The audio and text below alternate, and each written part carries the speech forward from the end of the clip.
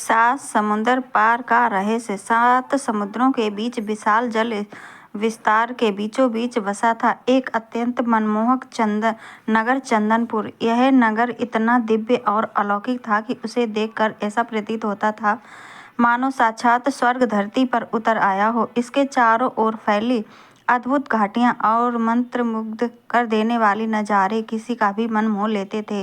इन्हीं सुंदर और शांत घाटियों में की गोद में यह नगर अपनी पूरी आभा के साथ चमकता था। इसी भव्य नगर में अत्यंत रूपवती राजकुमारी निवास करती थी जिसका नाम था प्रेम सुंदरी। उसके पिता राजा जयसिंह अपनी पुत्री से अगाध प्रेम करते थे। राजकुमारी के मुखमंडल का तेज और उसकी अद्वितीय सुंदरता को देखते हुए ही राजा ने बड़े लाड़ प्यार से उसका नाम प्रेम सुंदरी रखा था। वह न केवल दिखने में सुंदर थी बल्कि उसका स्वभाव भी उतना ही कोमल और प्रेमपूर्ण था। राजकुमारी प्रेम सुंदरी को बचपन से ही सैर सपाटे और घूमने फिरने का बहुत शौक था। जब वह छोटी थी तो अक्सर अपने पिता राजा जयसिंह की उंगली थामकर शिकार पर जाया करती थी। समय बीतता गया और जैसे जैसे वह बड़ी हुई उनका यह शौक और भी गहरा हो गया। अब वह अपनी सुरक्षा के लिए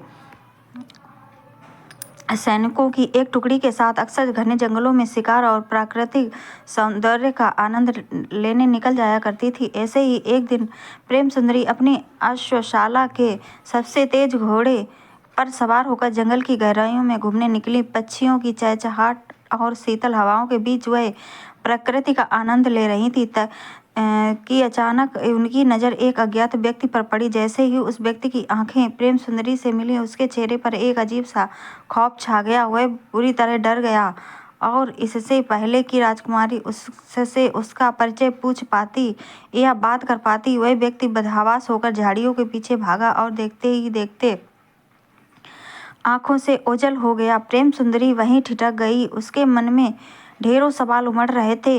वह व्यक्ति कौन था? वह देखकर इतना डर क्यों गया? राजकुमारी के मन में उस अजनबी की सूरत बस गई थी। वह बार बार उसी के बारे में सोच रही थी मानो वह कोई अनसुलझी पहेली हो जो उनके शांत जीवन में हलचल मचा रही थी। जंगल की उस विचित्र घटना ने प्रेम सुंदरी के मन पर गहरा असर किया था। उसी रात राजकुमारी ने एक भयानक और विस्मयकारी सपना देखा। यह बेहद हैरान करने वाली बात थी क्योंकि इससे पहले उन्होंने कभी सपने ही नहीं देखे थे। सपने में उन्होंने देखा कि वे उन सात समुद्रों को पार कर गईं जिनके बीच उनका अपना नगर चंदनपुर बसा था। सात समुद्रों की लहरों को चीरते हुए वे एक अनजान लेकिन बेहद खूबसूरत नगर में पहुंच गई हैं। वहां का वैभव देख ऐसा लगता था जैसे कि वह किसी दूसरी ही दुनिया का हिस्सा हो। उस नगर में उनके विवाह की तैयारियां चल रही थी। चारों ओर उत्सव का माहौल था और उनका विवाह एक अत्यंत तेजस्वी और सुंदर युवक के साथ होने वाला था। लेकिन जैसे ही विवाह की रस्म शुरू होने को हुई और वे उस युवक का चेहरा साफ साफ देख नहीं पाती अचानक उनकी आंख खुल गई और सपना टूट गया। अजीब बात तो यह थी कि जंगल में उस डरे हुए आदमी से मिलने के बाद अब यह सपना उन्हें हर रोज आने लगा। हर रात वे उसी अनजान नगर में पहुंचती, उसी सुंदर राजकुमार से उनके विवाह की बात होती, लेकिन हर बार फेरे लेने या विवाह संपन्न होने से ठीक पहले उनकी नींद उचट जाती। यह सुंदर युवक कौन था और सात समुद्र पार का वह नगर क्या संकेत दे रहा था? यही सोच सोच कर प्रेम सुंदरी व्याकुल रहने लगी।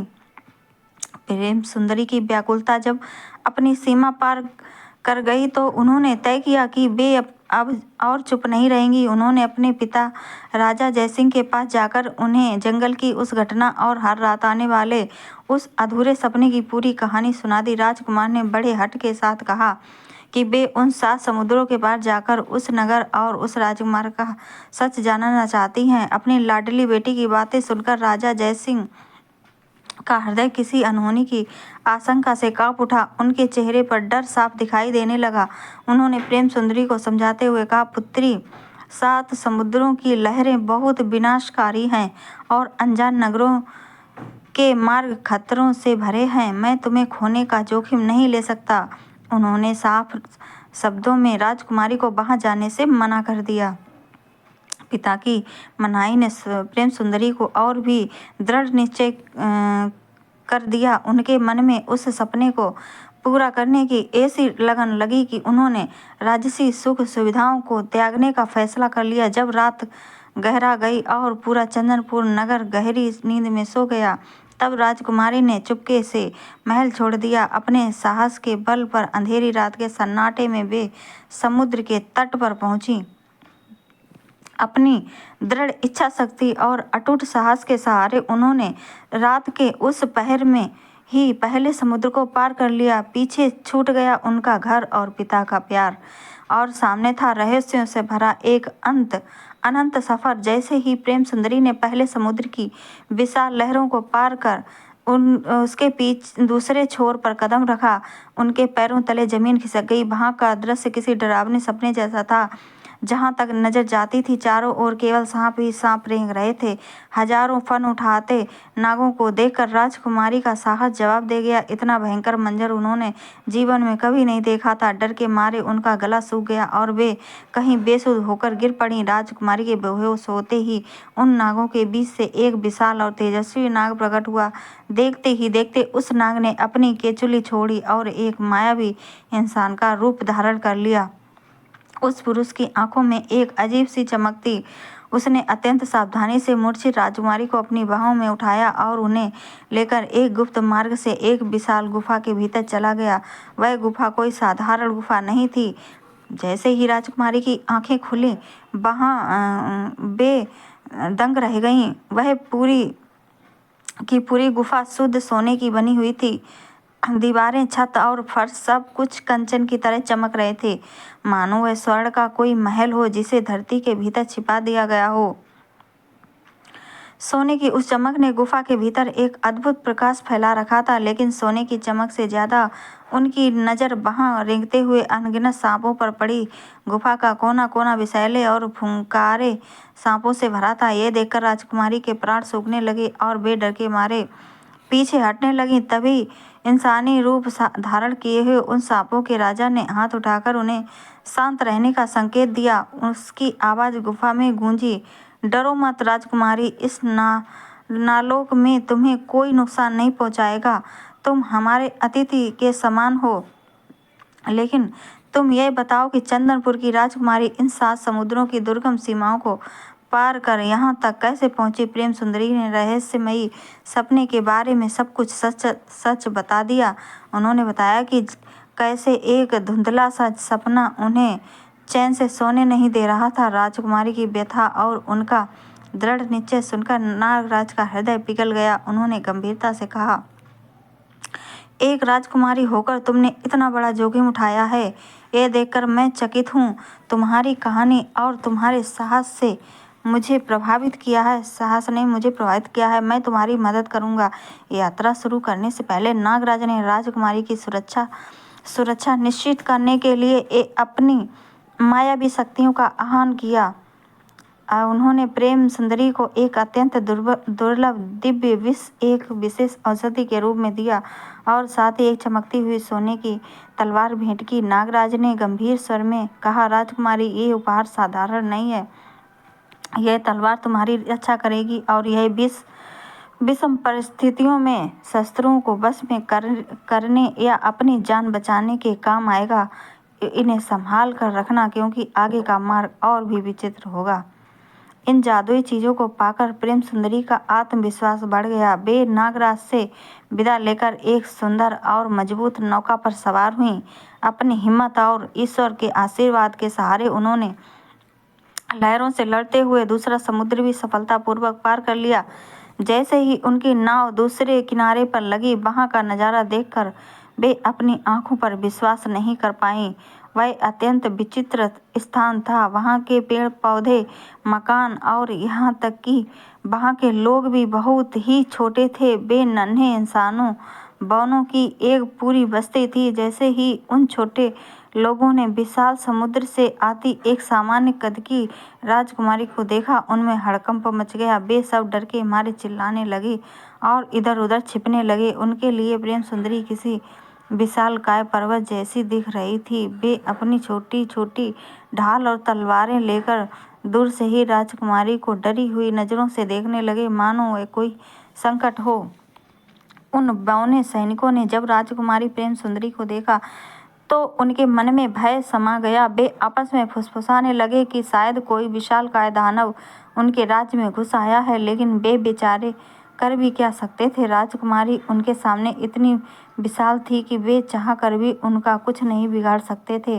उन बौने सैनिकों ने हिम्मत जुटाई और बड़े सम्मान के साथ राजकुमारी को अपने राजा के पास चलने का निवेदन किया। प्रेम सुंदरी ने भी अपनी सौम्यता दिखाई और उनके साथ उनके छोटे से महल की ओर चल दी। उस रात वे उसी अनूठे प्रदेश में रुकी। पूरे नगर में खबर फैल गई कि समुद्र पार से कोई दिव्य सुंदरी आई है। रात भर नगर के हजारों लोग उस विशाल सुंदरी की एक झलक पाने के लिए महल के बाहर इकट्ठे रहे।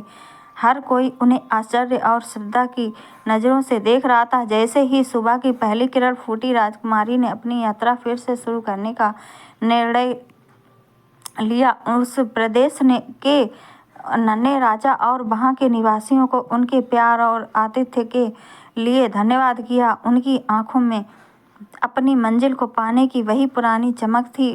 अपनी सुनहरी तलवार और जादुई उपहारों को संभालते हुए प्रेम सुंदरी एक बार फिर साहस के साथ आगे की ओर चल दी। 2 समुद्रों की बाधाओं को पार करने के बाद प्रेम सुंदरी जब तीसरे समुद्र के तट पर पहुंची तो वहां का दृश्य पिछले दोनों समुद्रों से बिल्कुल भिन्न था। इस समुद्र का पानी गहरे नीलम की तरह चमक रहा था, लेकिन इसकी सबसे बड़ी विशेषता इसकी शांति थी। वहां की लहरों का कोई शोर नहीं था, बल्कि हवाओं के साथ एक बहुत ही मधुर और सुरीला संगीत गूंज रहा था। जैसे ही राजकुमारी की नाव पानी के बीचों बीच पहुंची, उन्हें ऐसा महसूस होने लगा कि समुद्र की लहरें उन्हें लोरी सुना रही हैं। यह एक जादुई सम्मोहन था जो किसी भी राहगीर को गहरी नींद में सुला सकता था ताकि वह अपनी मंजिल भूल जाए। प्रेम सुंदरी को एहसास हुआ कि अगर वे इस सुरीले संगीत के बस में आ गईं तो वे कभी जाग नहीं पाएंगी। उन्होंने तुरंत नागराज की दी हुई सोने की तलवार निकाली। तलवार की चमक से वह मायावी संगीत टूटने लगा और राजकुमारी ने अपनी नौका को तेजी से आगे बढ़ाया। इस समुद्र का पानी इतना पारदर्शी और स्थिर था कि वह किसी विशाल दर्पण शीशे जैसा लग रहा था। राजकुमारी को पानी के नीचे बड़े बड़े समुद्री महल और तैरती हुई जलपरियां साफ दिखाई दे रही थी। नागराज ने उन्हें चेतावनी दी थी कि जो समुद्र सबसे शांत दिखता है वह उतना ही गहरा और खतरनाक होता है। जैसे ही प्रेम सुंदरी उस कांच जैसे शांत पानी के बीचों बीच पहुंची, अचानक उनकी नाव के चारों ओर हलचल होने लगी। पानी के भीतर से अत्यंत सुंदर जलपरियां बाहर निकलने लगीं।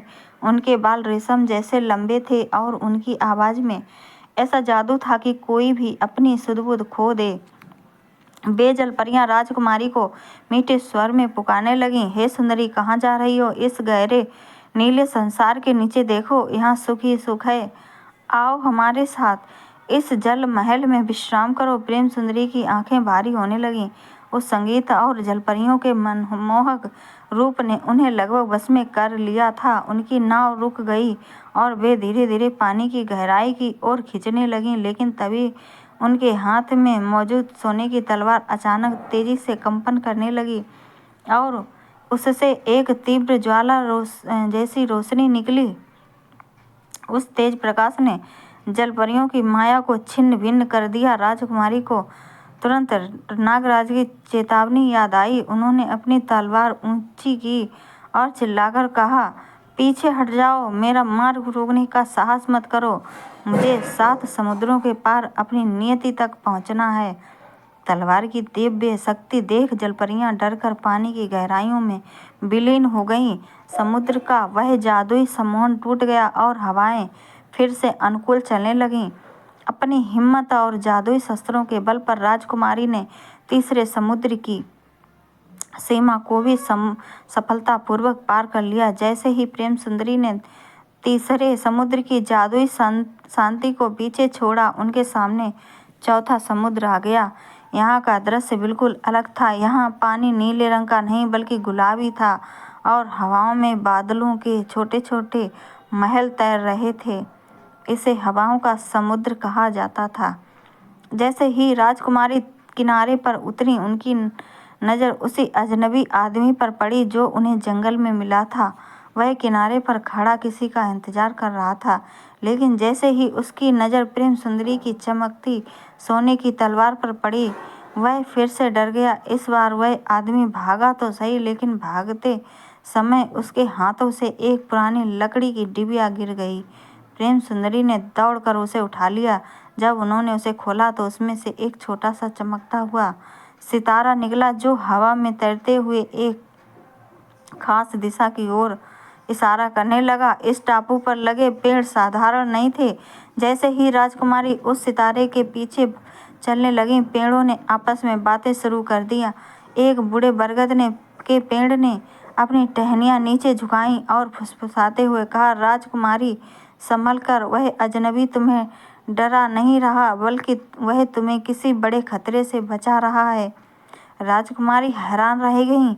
वह जिसे शत्रु समझ रही थी, क्या वह असल में उनका रक्षक था? उनके मन में अब उस अजनबी के लिए डर कम और जिज्ञासा ज्यादा बढ़ गई। उन्होंने उस तैरते हुए सितारे और नागराज की तलवार पर भरोसा किया और घने बादलों के बीच बने एक अदृश्य पुल पर कदम रख दिया। राजकुमारी ने एक चतुराई भरी योजना बनाई। उन्होंने अपनी सोने की तलवार को एक कपड़े में लपेट कर छिपा लिया, ताकि उसकी चमक से वह अजनबी डरे नहीं। उन्होंने नागराज द्वारा दिए गए दिव्य विष की एक बूंद हवा में छिड़क दी, जिससे एक मीठी खुशबू फैली कि जो भी उसे सूंघता उसका मन शांत होकर उस एक जगह ठहर जाता। जैसे ही वह अजनबी उस महल के द्वार पर पहुंचा, उस खुशबू के प्रभाव से उसके कदम डगमगाए और वह वहीं रुक गया। प्रेम सुंदरी ने फुर्ती से आगे बढ़कर उसका रास्ता रोक लिया। जब राजकुमारी ने पास जाकर देखा तो वह आदमी कोई साधारण इंसान नहीं था।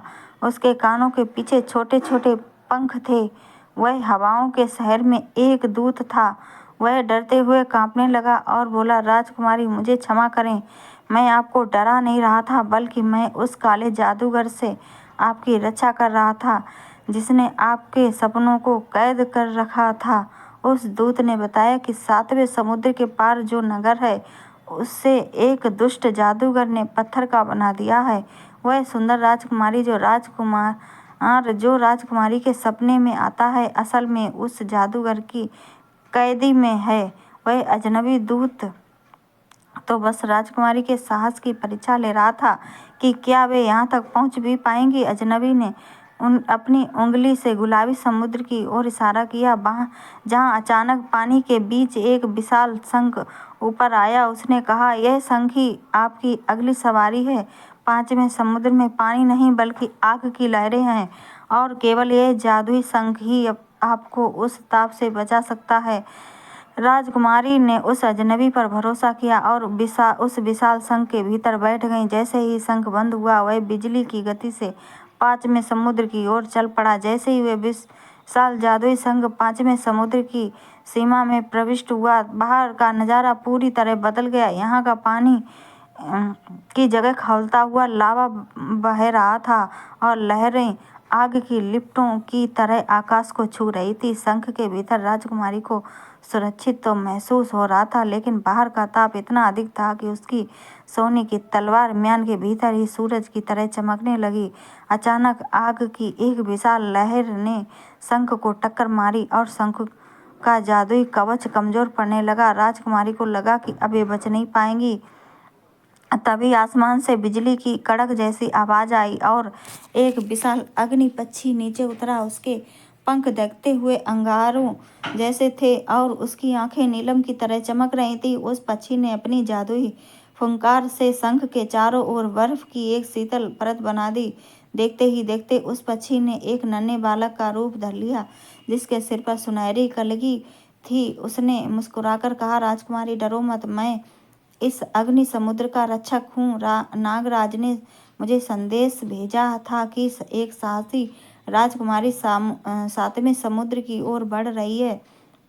मैं इस दहकते मार्ग में आपकी सहायता करूँगा। उस बालक ने राजकुमारी की सोने की तलवार को छुआ। स्पर्श होते ही तलवार से आग की लपटें निकलने लगीं। अब वह तलवार केवल बार ही नहीं करती बल्कि राजकुमारी के चारों ओर एक ऐसा सुरक्षा घेरा बना देती थी जिसे दुनिया की कोई भी आग जला नहीं सकती थी। अब राजकुमारी शंख से बाहर निकलकर उस अग्नि पक्षी की विशाल पीठ पर सवार हो गई। वह पक्षी उन्हें लेकर आग की ऊंची लहरों के बीच से किसी तीर की तरह निकलने लगा। राजकुमारी ने देखा कि आग के भीतर भी एक अनोखी दुनिया है जहां सोने के पहाड़ पिघल रहे हैं थे। पांचवें समुद्र का भीषण ज्वालाओं को पार करने के बाद अग्नि पक्षी राजकुमारी को छठे समुद्र के तट पर छोड़कर अदृश्य हो गया। यहाँ पहुंचते ही प्रेम सुंदरी को एक अजीब सन्नाटे का अनुभव हुआ। छठा समुद्र बाकी पांचों समुद्रों से बिल्कुल अलग और डरावना था। यहाँ का पानी ना नीला ना गुलाबी बल्कि यह पारदर्शी बर्फ की तरह जमा हुआ था। लेकिन सबसे विचित्र बात यह थी कि यहाँ समय रुक गया था। समुद्र के ऊपर उड़ते हुए पक्षी हवा में ही पत्थर की तरह स्थिर थे। गिरती हुई पानी की बूंदें हवा में मोतियों की तरह लटकी हुई थीं। यहाँ तक कि हवा के झोंके भी थम गए। प्रेम सुंदरी जैसे ही समुद्र की सतह पर चली उन्हें अपनी ही परछाई पानी के नीचे चलती हुई दिखाई देने लगी। अचानक उस बर्फीले सन्नाटे को चीरती हुई आवाज गूंजी, पुत्री वापस लौट जाओ, मैं तुम्हारे बिना मर जाऊंगा। प्रेम सुंदरी ठिठक गई। यह उनके पिता राजा जयसिंह की आवाज थी। उन्होंने पीछे मुड़कर देखा। उन्हें दूर क्षितिज पर अपना नगर चंदनपुर और महल के झरोखे में रोते हुए अपने पिता दिखाई दिए। उनकी आंखों में आंसू आ गए। उनका मन हुआ कि वे सब छोड़कर वापस जाएं, लेकिन तभी उनके हाथ में मौजूद सोने की तलवार तेजी से गर्म होने लगी। उस गर्मी ने राजकुमारी को याद दिलाई यह केवल एक माया जाल है जो उन्हें अपनी मंजिल से भटकाने के लिए रचा गया है। छठे समुद्र की खासियत यही थी, यह इंसान को उसकी सबसे कमजोर यादों में फंसाकर हमेशा के लिए पत्थर बना देता था। राजकुमारी ने अपनी आंखें बंद की और उस जादुई तलवार को बर्फ की सतह पर जोर से मारा। तलवार की अग्नि शक्ति से पूरे समुद्र की बर्फ एक धमाके के साथ चटक गई। जैसे ही बर्फ टूटी, समय फिर से चलने लगा। पक्षी उड़ने लगे और वह समुद्र मायावी दृश्य ओझल हो गया। छठे समुद्र की बाधा को पार करते ही अब प्रेम सुंदरी के सामने सातवां और अंतिम समुद्र था, जिसके पार वह रहस्यमयी नगर और उनका सपना इंतजार कर रहा था। राजकुमारी प्रेम सुंदरी की यात्रा अब अपने निर्णायक मोड़ पर पहुंच चुकी थी। सातवें समुद्र का किनारा जितना शांत था, उसका रहस्य उतना ही गहरा। जैसे ही प्रेम सुंदरी ने सातवें समुद्र की लहरों को छुआ, अचानक पूरा आसमान काला पड़ गया और समुद्र के भीतर से ऐसी भयानक और आवाज गूंजती हुई आवाज आई जिसे सुनकर पहाड़ भी कांप जाए। वह आवाज चेतावनी दे रही थी, रुक जाओ राजकुमारी, आगे मौत का साम्राज्य है। यदि तुमने इस सातवें समुद्र की सीमा को लांघा तो तुम्हारी मृत्यु निश्चित है। वापस लौट जाओ, क्योंकि यहाँ से आज तक कोई जीवित नहीं लौटा। यह सुनकर एक पल के लिए राजकुमारी का हृदय कांप उठा, लेकिन उन्हें अपने पिता का वचन, नागराज का विश्वास और वह अधूरा सपना याद आया। उन्होंने अपनी सोने की तलवार को म्यान से बाहर निकाला और निर्भय होकर गरजते हुए का समुद्र में अपनी नाव डाल दी। मौत की उस चेतावनी को अनसुना कर उन्होंने अपनी जान की बाजी लगा दी। जैसे ही उन्होंने सातवां समुद्र पार किया, अचानक सारा अंधेरा छट गया और सामने से एक दिव्य राज्य प्रकट हुआ जिसकी सुंदरता का वर्णन करना कठिन था। वहाँ की दीवारें हीरे से जड़ी थी और फूलों से ऐसी खुशबू आ रही थी जैसे स्वर्ग में आती हो। जैसे ही प्रेम सुंदरी ने उस राज्य की सीमा में कदम रखा, वहाँ के सैनिक, दरबारी और आम नागरिक उन्हें देखकर जड़वत रह गए। हर कोई अपनी जगह पर ठहर गया और आश्चर्य से उनकी ओर देखने लगा। चारों ओर खुसर फुसर शुरू हो गई। क्या यह संभव है? क्या हमारी महारानी वापस आ गई हैं? दरअसल राजकुमारी प्रेम सुंदरी का चेहरा उस राज्य की दिवंगत महारानी से हूबहू मिलता था। वे बिल्कुल अपनी माँ की तरह दिख रही थी, जिनका रहस्य उस राज्य की मिट्टी में कहीं दबा हुआ था। नगर के लोग हैरान थे कि 7 समुद्र पार करके आने वाली यह युवती उनकी महारानी की परछाई कैसे हो सकती है। अब राजकुमारी उस महल की ओर बढ़ रही थी जहां उनका सपनों का राजकुमार कैद है। उस दिव्य नगर में गलियारों से गुजरते हुए प्रेम सुंदरी को हर कोई सम्मान से झुककर प्रणाम कर रहा था, लेकिन राजकुमारी के मन में अपने ही वजूद को लेकर एक गहरा सवाल उठने लगा। जब वह राजमहल के मुख्य द्वार पर पहुंची तो वहां की दीवारों पर लगी एक विशाल तस्वीर को देखकर उनके कदम ठिठक गए। महल के मुख्य कक्ष पे एक बहुत पुरानी तस्वीर लगी थी, जिसमें ठीक प्रेम सुंदरी जैसी दिखने वाली एक महिला और उनके पिता राजा जयसिंह युवा अवस्था में खड़े थे। तभी महल के सामने सबसे वृद्ध मंत्री आगे आए और उनकी आंखों में आंसू थे। उन्होंने राजकुमारी के सामने झुककर उस रहस्य से पर्दा उठाया। मंत्री ने बताया कि राजकुमारी प्रेम सुंदरी की माता इसी 7वें समुद्र पार वाले नगर की रानी थी। वर्षों पहले एक दुष्ट जादूगर ने इस नगर पर अधिकार करने के लिए हमला किया था। अपनी पुत्री प्रेम सुंदरी को बचाने के लिए रानी ने अपनी जादुई शक्तियों से उसे 7 समुद्र पार भेज दिया था और राजा जयसिंह को उसकी सुरक्षा का जिम्मा सौंपा था। राजा जयसिंह ने अपनी पत्नी को खोने के दुख में और बेटी को जादूगर की नज़र से बचाने के लिए उस नगर का नाम चंदनपुर रखा और राजकुमारी से उसका अतीत छिपाए रखा। लेकिन जो खून में था वह सपनों के जरिए प्रेम सुंदरी को अपनी मातृभूमि की ओर खींच लाया। जिस राजकुमार को प्रेम सुंदरी सपनों में देखती थी वह कोई और नहीं बल्कि उनके मामा का पुत्र, उनका ममेरा भाई था, जिसे जादूगर ने कैद कर रखा था ताकि वह इस राज्य का असली उत्तराधिकारी ना बन सके। राजकुमारी को समझ आया क्योंकि नागराज ने उन्हें दिव्य विष और सोने की तलवार दी थी। वह तलवार वास्तव में उनके नाना के वंश की थी, जो केवल उनके स्पर्श से ही पूरी तरह जागृत हो सकती थी। सच्चाई जानकर प्रेम सुंदरी की आंखों में दुख के साथ साथ क्रोध की ज्वाला भड़क उठी। उन्हें समझ आ गया कि वह अजनबी दूत और अग्नि पक्षी सब उनकी माँ की ही रक्षक शक्तियाँ थीं जो उन्हें घर वापस ला रही थीं। अब कुमारी ने अपनी सोने की तलवार ऊंची की। तलवार से एक दिव्य गर्जना हुई जिसने पूरे महल को हिला दिया। यह संकेत था कि इस राज्य की असली उत्तराधिकारी वापस आ गई है और अब उस दुष्ट जादूगर के अंत का समय आ गया है। राजकुमारी प्रेम सुंदरी के वापस आने की खबर और उनकी तलवार की गर्जना ने दुष्ट जादूगर के सिंहासन को हिला दिया। वह अपनी काली शक्तियों के साथ महल के आंगन में प्रकट हुआ। जादूगर के चेहरे पर एक कुटिल मुस्कान थी। उसने अपनी जादुई छड़ी हवा में घुमाई और चारों ओर काली राख का बवंडर उठा दिया। वह चीख कर बोला, जिस माँ ने तुम्हें यहाँ दूर भेजा था वह तुम्हें नहीं बचा सकी तो तुम क्या मेरा मुकाबला करोगी। जादूगर ने हवा में हाथ लहराया और आग के बड़े बड़े गोले राजकुमारी की ओर फेंके। लेकिन प्रेम सुंदरी अब केवल एक डरी हुई लड़की नहीं थी। उन्होंने नागराज की दी हुई सोने की तलवार आगे कर दी। तलवार से एक शीतल प्रकाश निकला जिसने उस आग के गोले को हवा में ही बर्फ बना दिया। जब जादूगर ने देखा कि उसकी आग काम नहीं कर रही तो उसने खुद को एक विशाल काले धुएं के राक्षस में बदल लिया। राजकुमारी को याद आया कि नागराज ने उन्हें दिव्य विष की एक शीशी दी थी। उन्होंने अपनी तलवार की धार पर उस विष की एक बूंद गिराई। तलवार अब और भी तेज चमकने लगी और उसने एक ऐसी शक्ति निकली जो किसी भी मायाजाल को काट सकती थी। राजकुमारी ने साहस जुटाया और सीधे उस काले धुएं के बीच छलांग लगा दी। उन्होंने अपनी विष से बुझी हुई सोने की तलवार जादूगर के हृदय के ठीक बीच में उतार दी।